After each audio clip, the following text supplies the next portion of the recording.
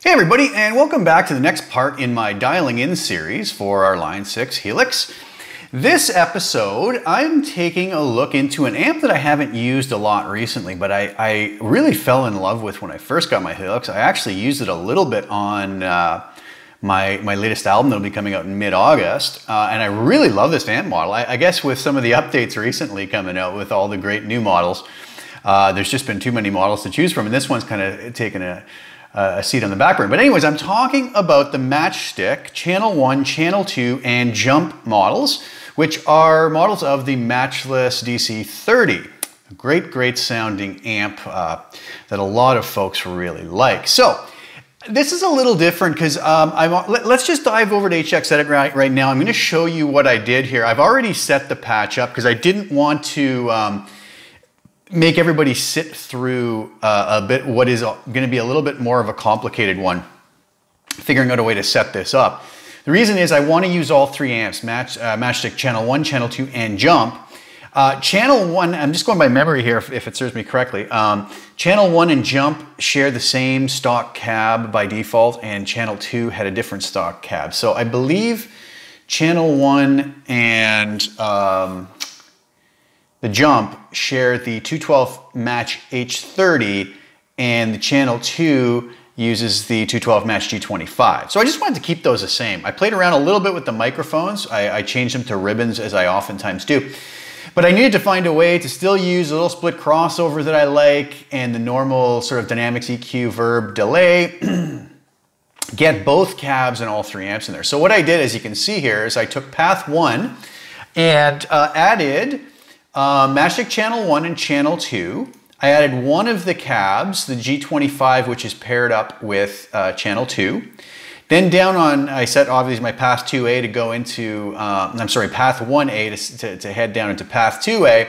Added the Matchstick Jump there, and then the cab, the 212 Match H30 to go along with it and Channel 1, and then my normal split crossover and everything else the same. So just to spare you guys from having to see me try to figure out how to sort of allocate the DSP properly here, I figured I would just set it up. And while I was at it, I started to kind of mess with some of the sound. So instead of just, resetting this and starting from scratch, I'll just take you through what I did. So I set up, again, we want to try to get like a nice 4 snapshot sound here from clean push OD distortion. Anybody who's used to watching my dialing in videos knows that for a lot of the more recent ones, that's what I've been doing, is getting just sort of 4 usable snapshots that folks can use for recording or for live, whatever, right? One thing I did do too is I oftentimes, a lot of people ask me this actually, so I'll answer it now. I monitor in my studio here on Tannoy Reveal 502 monitors, which I find I'm quite used to in this room, and I can get something that usually translates well. But I also recently, if you can see behind me right there, it'll probably look like I'm touching it now, is the Mission Engineering Gemini 2 stereo FR speaker, which is really nice. I also have a Line 6 power cab coming in very soon, so I'm going to be able to utilize all of those and hopefully get patches that maybe will even translate, perfectly to more people's systems without as much tweaking even after the fact, because we all know that once we change systems, we do have to tweak it. So, I dialed a lot of this in with the Mission Gemini with the Empower knob set to about 75% of the way to the flat. For anybody who's used the Gemini, they know what I'm talking about, or I've done some videos on it recently as well. If not, then just don't worry about that. But I've also now been monitoring these same patches that I created here through my Tannoy Reveal studio monitors, and they're translating quite nicely. So again, you may have to tweak it for your guitar and for your system, but again, that kind of is normal. But I think we'll get a patch here that sounds pretty good. So what did I do? Well, I started off with a clean patch, which ended up sounding like this. This is a bridge pickup.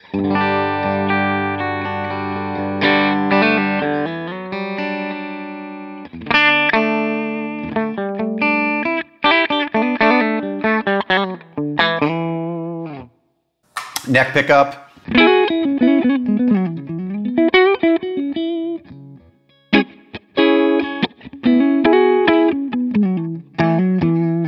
Middle position.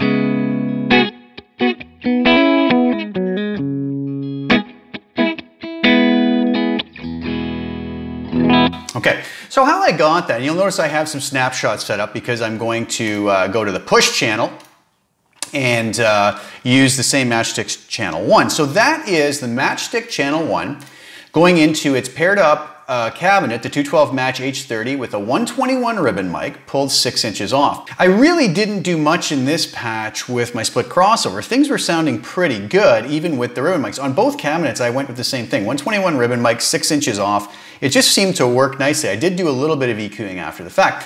But back to the amp, I ended up using the channel 1 drive on 2.5, the bass on 3.2, the cut on 0. Now a lot of folks might say, well, what does the cut do? Well, let's listen to what this does.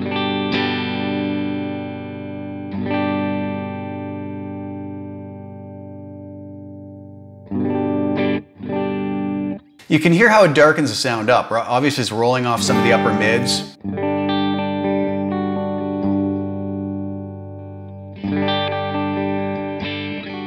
But it's obviously getting rid of some of that chiminess that we'd probably want from this amp.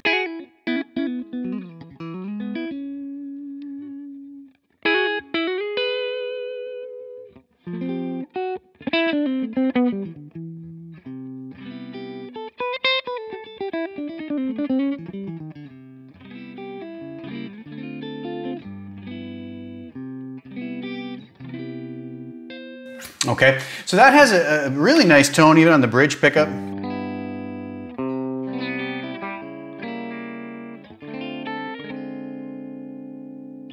All right, very, very nice.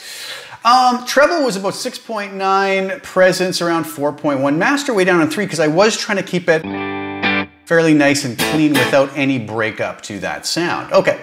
When we move over to the push channel, what happens now is I stayed on Matchstick channel 1. So same thing happening with the cab still, Royer 121 ribbon on the same cab. And what I did though, if you notice, I really cranked the master up to sort of mimic the power tube distortion. So a little more on the drive and a little more on the master.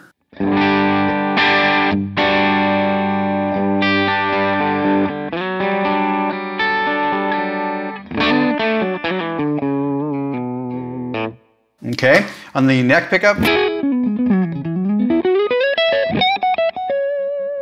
And the middle position.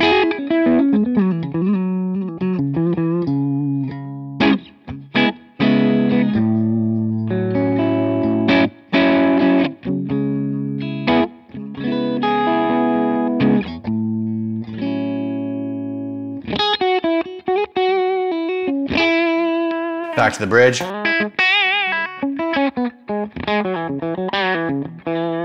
So comparing that to the clean, here's the clean. Push.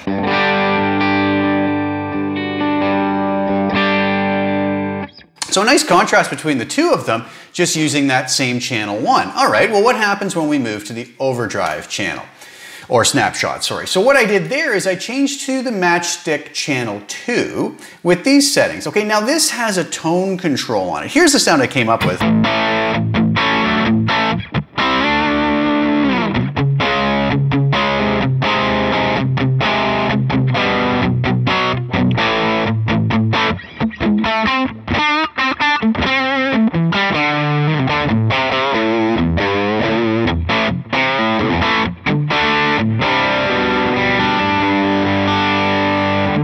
Neck pickup.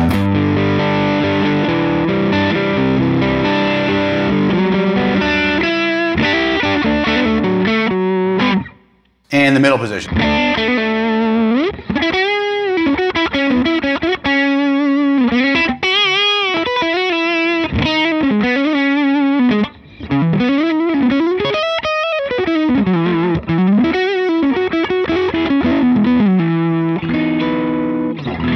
Okay, so nice stuff on that.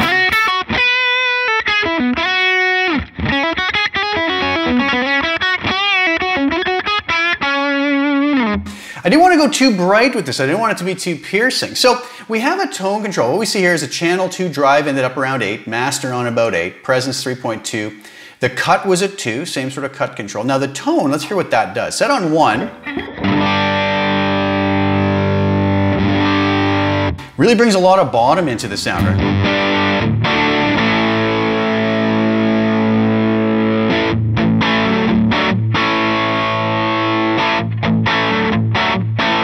I found because I was using the ribbon mic, especially the 121, which is a darker sounding mic, the tone on 1 here actually worked quite nicely. So I really was liking this tone.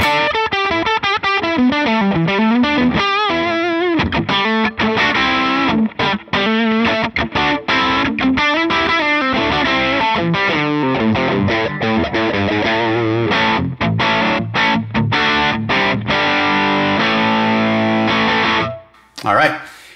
Then finally, for the 4th snapshot, or our distortion snapshot, I added in a touch of delay actually from our transistor tape. Set feedback at 18, mix around 20, a little bit lower than what I maybe normally would use. I also am using, by the way, a 63 spring verb on all of these with a decay of 3.6, pre-delay of 10 milliseconds, and a mix of 20% just to give a little bit of ambience in the room. But what I did here is I used the Matchstick jump. So both channels jump together, and I basically maxed out both drive channels, channel 1 and channel 2 drive all the way up, master all the way up, everything cranked. As you'll see, the tone here down at 1 still. Presence around 4.8, cut around 1.2. And I just really like this, a bass around 4.2 and treble 7.1. I really like this tone. And so it sounds like this.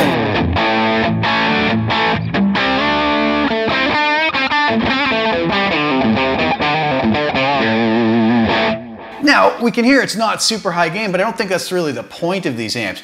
If we really wanted to take this snapshot, or this set of snapshots and make them even more high gain, we can always go grab an overdrive or distortion pedal, slap it in the front, you know, the one of our choosing, and kick these up a little bit more, or maybe even just a boost, a kinky boost or something like that, just to hit the front of the amp harder. But I wasn't really going for super high gain here. I don't think that's the point of these amps. There's probably better amps to choose if we were going for super high gain, right?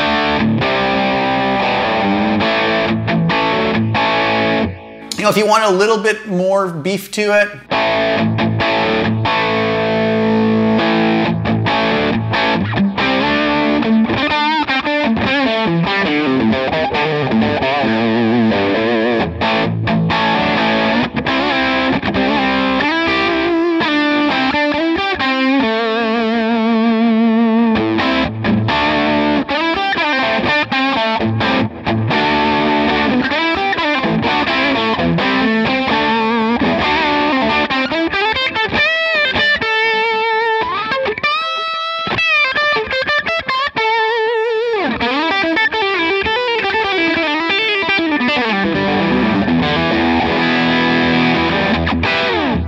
okay, I'm really liking that tone. You know what, the tone on 3 or even 2.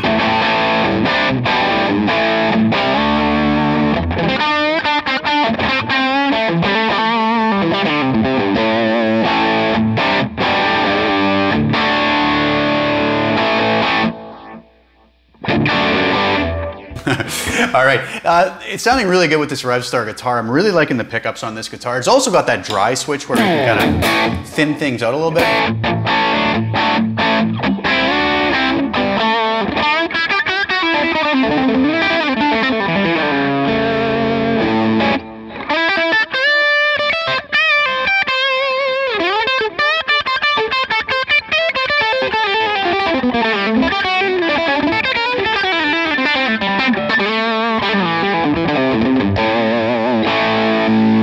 Neck pickup with the dry switch on.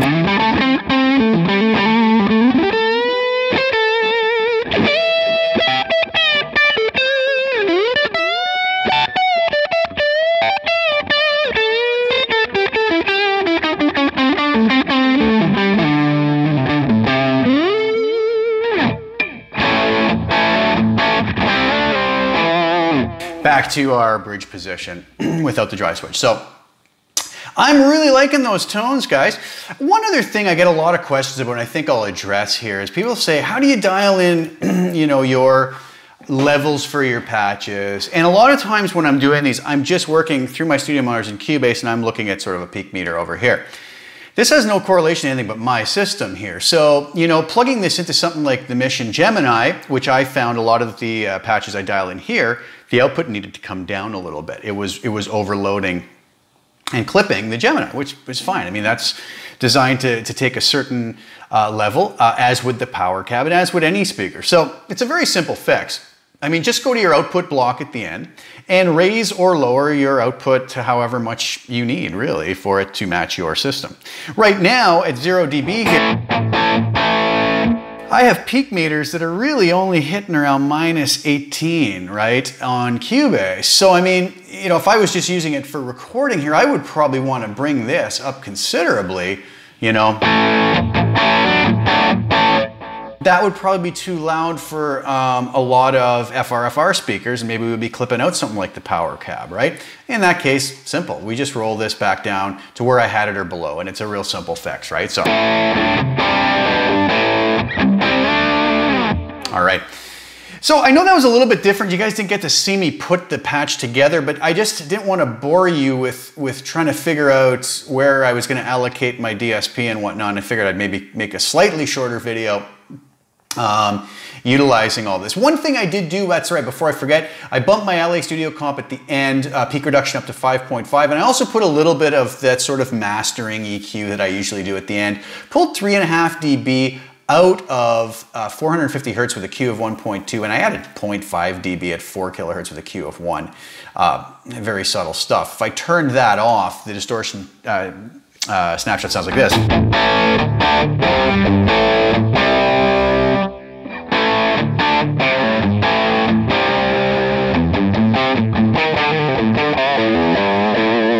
Again, off. It's a little bit of mud there. It's not cutting quite as nice.